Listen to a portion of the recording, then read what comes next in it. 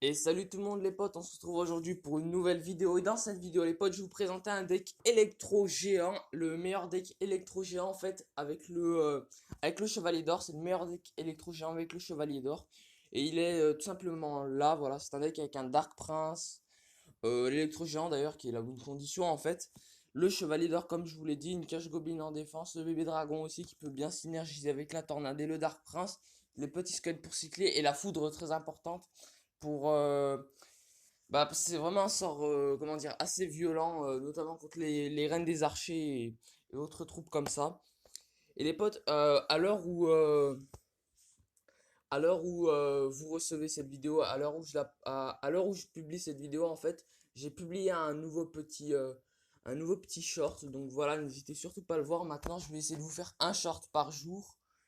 Et pour les vidéos, on verra, ça dépend du temps que j'ai, mais je vais essayer de vous faire un max de vidéos pendant ces vacances de Noël. Donc du coup les potes, on va partir dans la première game.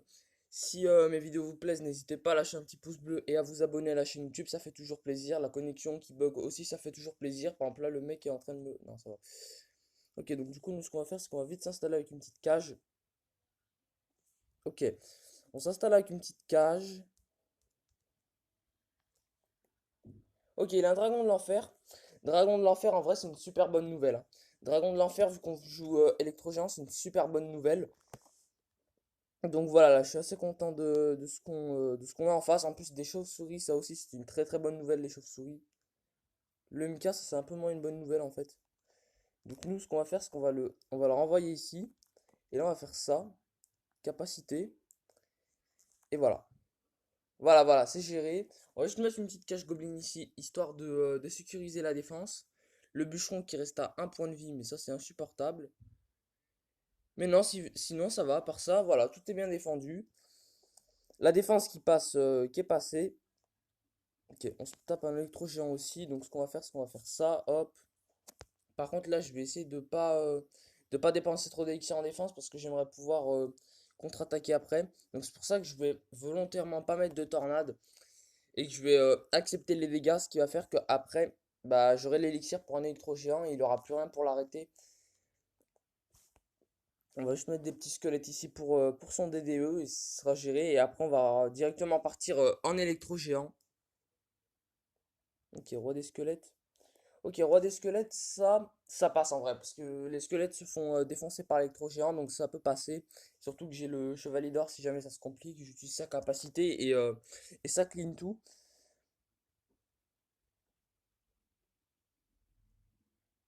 Ok, il a une foudre. Pas une foudre, mais il a des barbares d'élite, c'est ça que je voulais dire. Et je voulais dire que les barbares d'élite, un coup d'électro-géant chacun plus une foudre, ça les tue, donc je peux les tuer assez rapidement. Donc ça, la foudre là, sur ce point, elle est vraiment très importante. Voilà pourquoi j'ai mis une foudre dans le deck. Enfin, il y a une foudre dans le deck. On va juste partir avec un petit chevalier d'or, hop, une cage. On va partir avec ça, hop, un Dark Prince, l'électro-géant qui va se faire gérer. Et là, on va partir nous-mêmes avec un électro-géant au pont. Là, on part nous-mêmes avec un électro-géant au pont parce que là, ça va faire vraiment très très mal. Là, le contre-push, il va faire vraiment très très mal. Là, voilà, on attire le dragon de l'enfer sur l'électro-géant. Il a des barbares d'élite. Je vais pas foudre cette fois. Je vais pas foudre pour pas être trop agressif. Surtout qu'après, il va pouvoir contre-attaquer. Donc, je vais essayer de pas trop être agressif dans cette game. Il va vraiment falloir prendre mon temps. Il va vraiment falloir apprendre à gérer mon temps en fait. Ok. On va juste mettre un petit Dark Prince ici. Hop. Et sinon, je reprépare un électro-géant en fond de terrain et on va faire un big push, hein, les gars. On va faire un méga push. Vous allez voir, ça va être vraiment massif, hein. Il va être vraiment massif le push, hein. Oh. Bah voilà la foudre, et alors? Bah voilà les gars, on prend la première game. Comme je vous l'ai dit, le deck est vraiment super fort. Le chevalier d'or dans cette game, je vais pas vous mentir, il m'a pas trop servi, mis à part pour le MK. Mais de base, il y a des petits moves sympas à faire avec le chevalier d'or. On va voir si on va rencontrer un adversaire meilleur cette fois-ci. Ok, on dit bonne chance. Hop.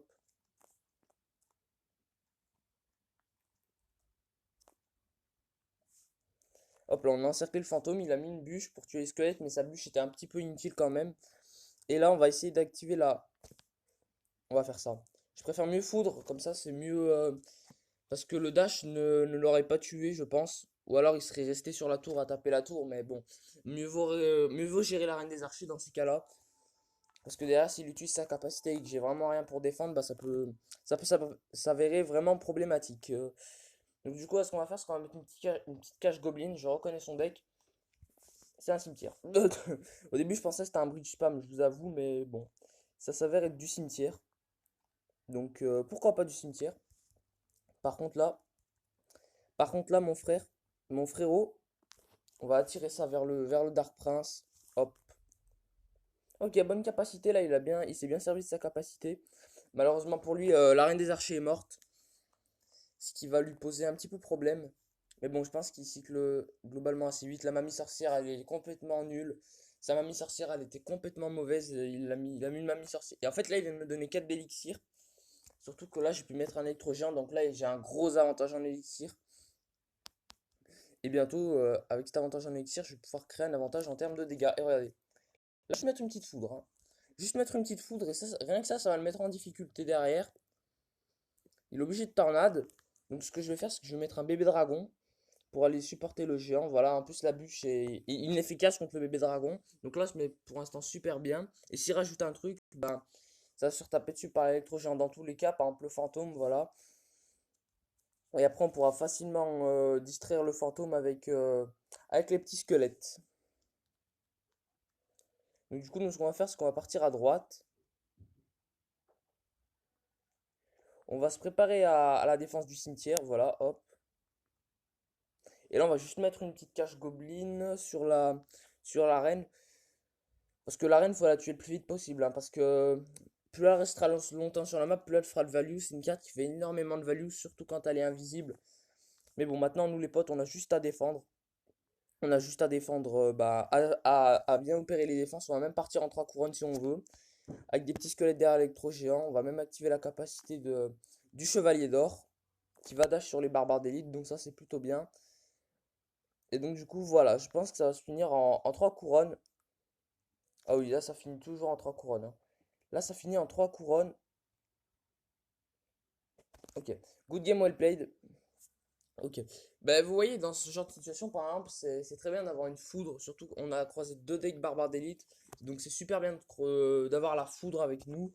Donc, du coup, on va partir dans une troisième game. Ok, bonne chance. En fait, les potes, avec ce deck, généralement, on n'hésite pas à...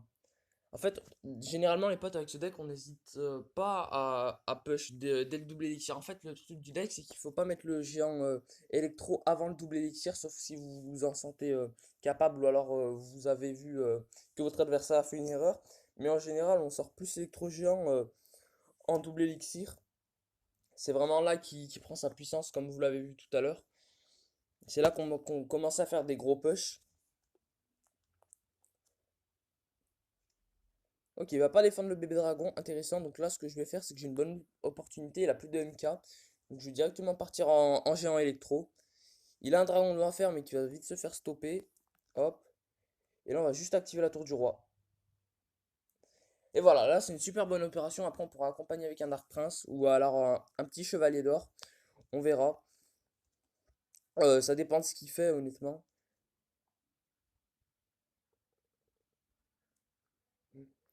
Et là, il a un gros problème, c'est que bah, il peut pas défendre l'électro-géant. Donc, ce seul moyen de passer, on va dire, c'est l'attaque. Là, j'ai pas besoin de rajouter un chevalier d'or à gauche. De toute façon, l'électro-géant prendra la tour, il tuera les bats, plus le bomber.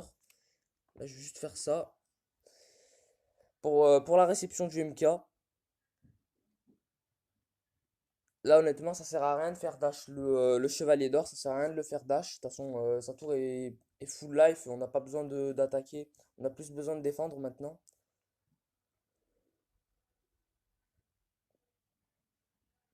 Ok, juste les petits squelettes. Hop. Et bah, je pense que c'est win, hein, et je vois pas comment il pourra remonter, surtout contre mon deck. Surtout que si je veux, je peux mettre une assez bonne pression. Ok, ok, il part en MK. Donc nous, ce qu'on va faire, c'est qu'on va préparer un bébé dragon pour la défense. Ça, c'est un mauvais bomber parce que... Enfin, c'est pas un mauvais bomber, mais Il a voulu mettre un peu de pression, je sais, mais mais comment dire, c'est facilement gérable par le Chevalier d'Or. Et là, ce qu'on va faire, c'est qu'on va même partir en électro géant. Hop là, on va prendre l'aggro du cochon. Et voilà, la cage qui est mise au dernier moment. Et là, ce qu'on va pouvoir faire, on va même pouvoir caler une petite foudre là. On va même pouvoir caler une petite foudre. Voilà. Et là, nous, ce qu'on va faire, c'est qu'on va se préparer à la défense du prochain cochon, en fait. On va se préparer à la défense du prochain cochon. Ou alors pas de cochon. Pas de cochon alors. Ouais, ouais, pas de cochon. Il joue pas de cochon, ok. Il veut pas jouer son cochon, le frérot. Ok, good game well played. Comme je vous dis, les potes, ce deck il est super fort. Bon, les adversaires non plus ne sont pas extraordinaires, mais c'est vraiment un bon deck. C'est vraiment un excellent deck. Pour l'instant, on est en 3-0 dans cette vidéo. Ok, on dit bonne chance comme d'habitude. Le fair play, c'est très important dans Clash Royale, n'est-ce pas? Donc là, ce que je vais faire, c'est que je vais temporiser. Ok, non, en fait, je vais faire ça.